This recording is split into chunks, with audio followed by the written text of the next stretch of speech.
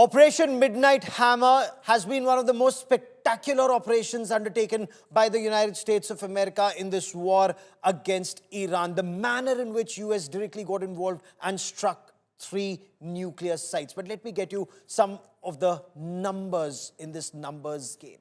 7 B-2 Spirit bombers were used, but 7 were a part of 125 fighter jets that were involved. Now, that's the level of the package that the United States mounted. And these fighter jets, majority 4th and 5th generation fighter jets, were launched from multiple sites and air bases across the world. A very complex operation where they maintained near total radio silence. So the B-2 bombers were 7 in numbers, each carrying 2 GBU-57 bunker buster bombs, 125 fighter jets.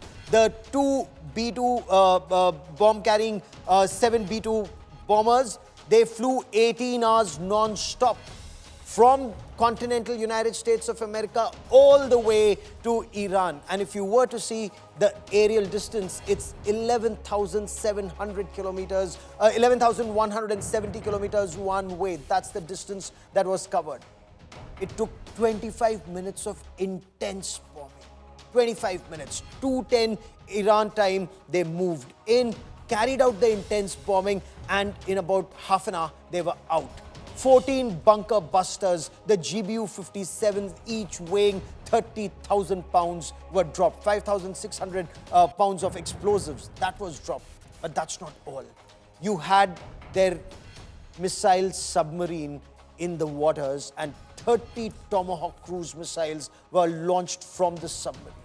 75 precision munition was fired in this operation at the 3 nuclear sites, and also for suppression of enemy air defenses.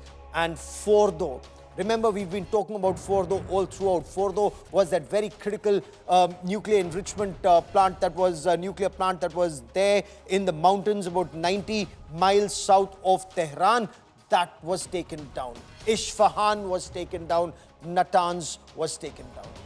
Tehran has been trumped by the United States of America in Operation Midnight Hammer, and that's very clear. The Pentagon revealed that the US used deception and decoy to hit Iran. The B-2 bombers were initially, when they were launched from the Whiteman airfield in Missouri, they were launched towards Guam in the Pacific. So everyone thought, fine, they've gone for a staging operation. They may be launched perhaps sometimes later. Perhaps there was more time. But those were just the deception aircraft. They were decoys. The main package was launched later at night and flew non-stop. Multiple mid-air refueling stops in that 18-hour-long flight. The B-2 stealth bombers flew directly to Iran, carried out the strike, and then directly flew back to the Whiteman Air Base in Missouri. Let's get the U.S. Chairman Joint Chiefs of Staff, General Dan Kane, talking about this operation.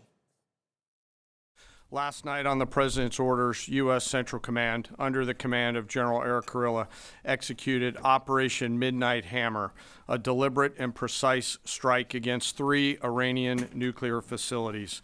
This was a complex and high-risk mission carried out with exceptional skill and discipline by our joint force.